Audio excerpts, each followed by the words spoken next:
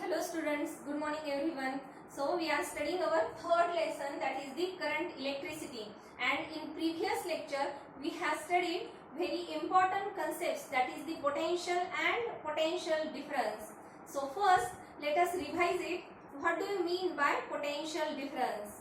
Okay, so potential difference is the difference between the values of potential at two different points. That is called as the potential difference between these 2 points. Let us take an example. Consider these are the 2 points A and B. This is point A and this is point B. And suppose the potential at point A is denoted as VA and the potential at point B is denoted as VB. Then the difference between the values of potentials,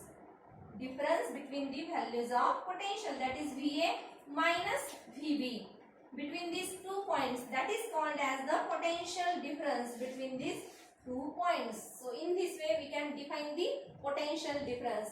Now in this lecture we have to study about the potential difference of a cell. How to define it? Let's see. Consider we have to take a cell. We have seen different types of cells in our day-to-day life. Suppose this is a dry cell. This is the positive terminal of that cell and this is the negative terminal of the cell. Now consider if we connect a wire between these two terminals of a cell. Now what do you mean by first the potential difference of a cell? So the difference of the potential between the positive and negative terminals of a cell, that is called as its potential difference of a cell. Okay, the difference between the potentials of positive and negative terminals of a cell. Suppose if the potential at this point is suppose VA and the potential at the point that is VB, then the potential difference of a cell, that is VA minus VB. Always remember, first we have to take the higher potential minus lower potential. Okay, and at positive terminal there should be higher potential and at negative lower potential should be there. So VA minus VB, and this difference is called as the potential difference of a cell. It means the difference between the values of potential of positive and negative terminals of a cell, that is called as its potential difference. And this potential difference occurs due to the chemical reactions inside that cell. Okay, now after that we have to study the formula for potential difference between these 2 points. Now what happens when we connect a wire between the positive and negative terminals of a cell? Then in that case, due to that potential difference, that electrons start to move from negative to positive terminal, isn't it? We know that due to the potential difference, electrons start to move from negative to positive terminal of a cell. But the current always flows in the opposite direction to that of the flow of electron. That is called as the conventional direction of current. Okay, the conventional direction of current is always opposite to that of the flow of electron. It means current flows from positive to negative terminal of a cell. That I have already told you in last lecture. Now let's see what do you mean by how to define the potential difference between 2 points. Between 2 points. Again consider here, these are the 2 points A and B. Okay, and now we have to bring this charge, unit positive charge, from point A to point B. Then we have to do some amount of work in order to bring this unit positive charge from one point to another point, and that work required to bring a unit positive charge from one point to another point, that is called as the potential difference between these 2 points. Remember, for our simplicity, let us consider the total charge Q that we have to transfer from point A to B, and the total work done is W. Okay, how much charge that we have to transfer from A to B, that is Q, and how much work is required to transfer that charge Q, that is W. So how to define that potential difference? So potential difference between these 2 points is given as the amount of work required to move a unit positive charge. It means we have to take here total charge transferred.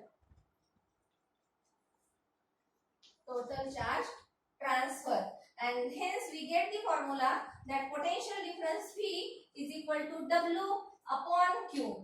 Okay, Q is the total amount of charge that we have to transfer, and W is the total amount of work to transfer that charge plus Q. And then what is the potential difference between the 2 points? That is nothing but the amount of work required to transfer a unit positive charge. So if W work is required to transfer Q charge, then how much work is required to transfer unit charge? That is W upon Q. So we have to take here their ratios. So V is equal to W upon Q. We get this formula for potential difference. Now by using this formula, you can write the units. So the unit of potential difference is volt. So if we write here 1 volt, then that is equal to the unit of work, that is joule. That is 1 joule divided by the unit of charge, that is coulomb. It means here you can write 1 coulomb. So we get here 2 units of that potential difference. The first unit is volt and the another unit is joule per coulomb. You can also write this unit joule per coulomb, but generally we use this unit, that is the volt, for potential difference. This is also another unit, joule per coulomb, no problem. Okay, so this is about the formula of potential difference, and this is the unit. These are the 2 units and this is the formula. Now let's see about the next topic, that is the free electrons.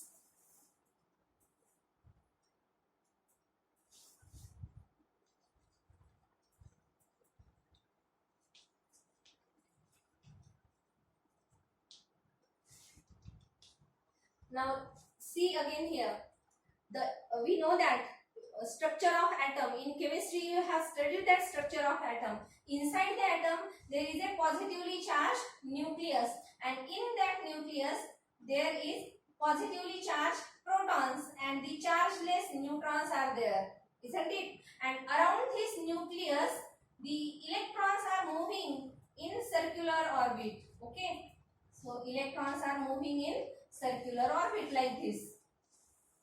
So this is the structure of atom,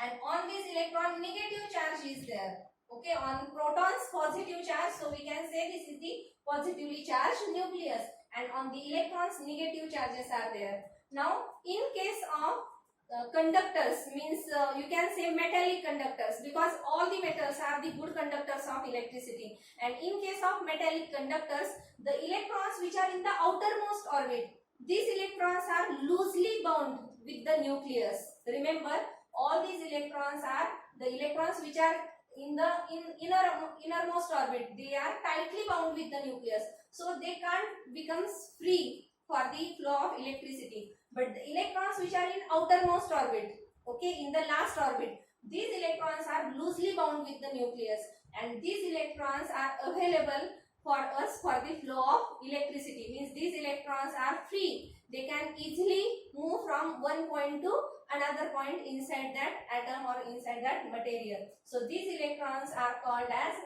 valence electrons, are free electrons. Okay, and when consider, we take here a wire.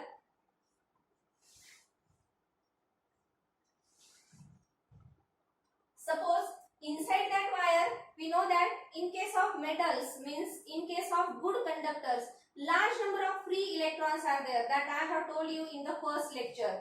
Okay, and these electrons are in random motion. They are moving in all the direction randomly. Consider this is the first electron which is moving in this direction. This electron is moving in this direction. This electron is moving in this direction, like this. These electrons are moving in different directions, means they are moving randomly in all possible direction, when that wire is not connected to any external supply or any external battery. Okay, now after that, if we connect that wire, suppose if we connect this wire to a cell or external power supply or any battery, consider this is the positive and this is the negative terminal of a cell. Remember, the positive terminal should be drawn by a larger, means this length should be greater than this length. Okay, now what happens when this wire is connected to this external battery or a cell? then what happened? The force is applied on these electrons which are initially moving in random motion, and due to that force these electrons are moving towards the positive terminal of a battery. Why the electrons are moving towards positive terminal? Because on the electrons negative charge is there, and this negative charge is attracted towards the positive terminal of a battery, because we know there is a force of attraction between the positive and negative. So these electrons start to move towards the positive terminal of a battery like this.